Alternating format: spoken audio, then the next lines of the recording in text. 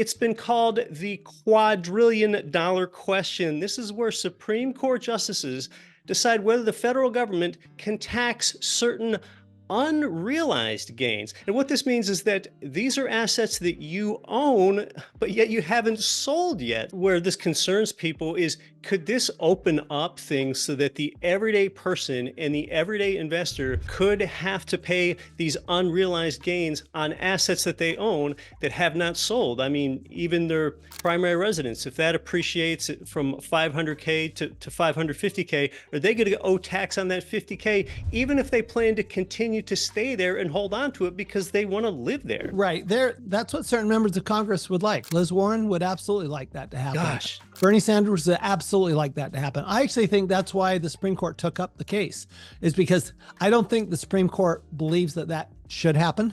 I think it's going to come out. They're going to narrow what a wealth tax can and can't be, because they need to say, look, there's the argument. So we've had oral arguments already. So we expect a decision out sometime this year. But basically the arguments by the IRS were, we do this all the time. We have taxes on unrealized income. We have mark to market on stock trading. That's a tax on unrealized income. We have a tax on partnerships. That's a tax on realized but undistributed income. The reality is that this tax, the Moores are arguing against, is a tax on realized but undistributed income. And I think that's where the Supreme Court will come down. I'm actually willing to make a prediction on this, because I think the Supreme Court this isn't a wealth tax, and a wealth tax would be prohibited under the Constitution, because that would have to be based on population. A property tax, for example, is a wealth tax. In the US, that's reserved to the locales. We couldn't have a federal property tax. And that's, I think, what the Supreme Court is going to say. You can't have a federal property tax. That's prohibited by the Constitution. You can have local property taxes because the locales can do whatever they want.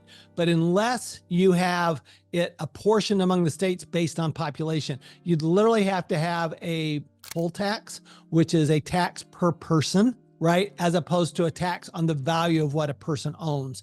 And that's the difference. The Supreme Court knows that this is a contentious issue, and I sure want any discussion to get, shut down that might lead to everyday investors and citizens paying tax on unrealized gains. I mean, with that example that I gave you of, say, a couple that owns a 500K home and they want to keep living in it, but it just happened to go up to 550K. I mean, where would they get the tax to pay on that 50K gain as well? I mean, that's another problem.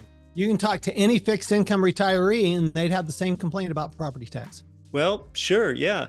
I just don't know I don't know where this could go. I mean, what if you own rare furniture in your home? Okay. This furniture is worth more at the end of the year than it is at the beginning of the year, but yet you didn't sell it. You just continue to use your furniture. I mean, could that get taxed? It's a terrible slippery slope. Yeah. And, they talk about, well, it's only going to be on billionaires. I'm going, okay, but let's face it, the income tax was only supposed to be on billionaires. Okay, the equivalent of billionaires. You had to make a lot of money to be subject to income tax in 1913. Yeah. Okay, so we know it's going to come down. It always does, right?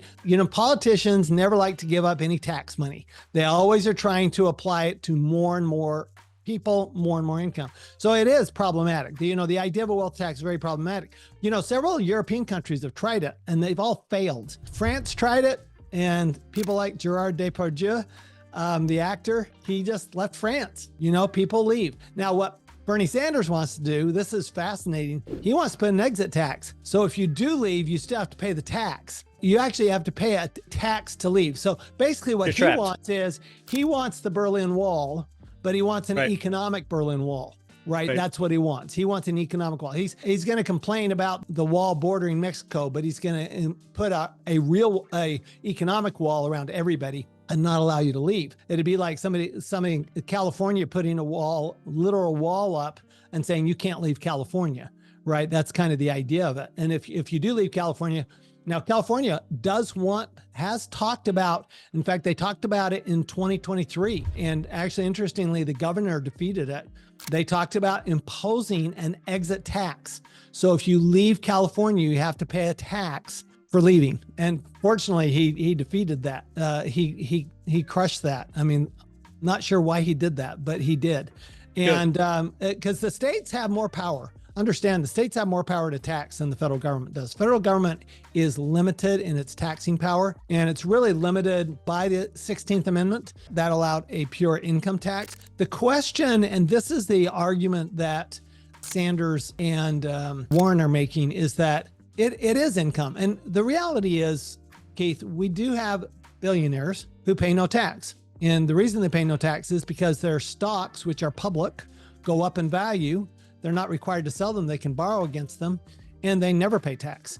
And so the argument is, well, wait a minute, that's not fair. It's a decent argument, honestly. The challenge is, yeah, if you could really say, we're going to limit it to billionaires and we're going to limit it to publicly traded stock, you're fine, right? Not a big deal, but it never gets limited. And that's the problem. It never, ever gets limited. Once the camel gets its nose under the tent, it just right. keeps going and Pretty going. soon the camel's taking over the tent, piling on and not get pulled away. Right. They don't remove layers of taxation. Exactly right. It seems once the president is sent somewhere, it just seems like it continues to spread.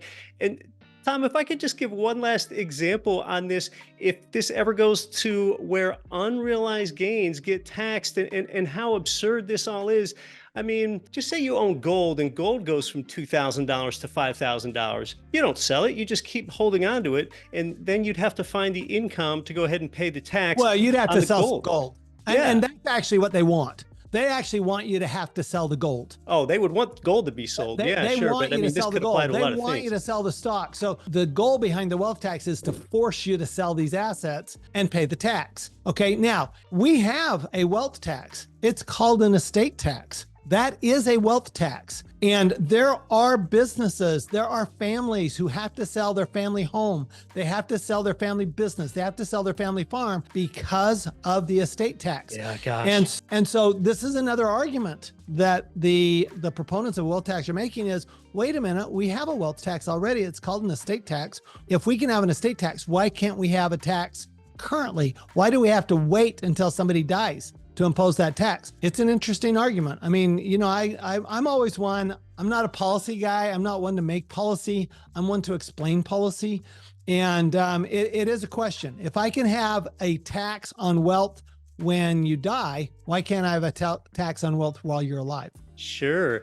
And I've thought through the scenario as well. If there ever is a tax on unrealized gains, whether that's your house going up in value or furniture or gold, after you would pay this unrealized tax, well, then in the end, when you do want to sell it, what if you sold it for less than you thought it was worth? And then how in the heck do you go back and adjust that for the tax that you already paid that you shouldn't have? And it actually gets worse than that, Keith. Let's say we have a boom market this year, and next year we have a recession. Are we going to get the money back? Exactly. And that's the hardest part, because the answer is clearly no. You can watch this one next.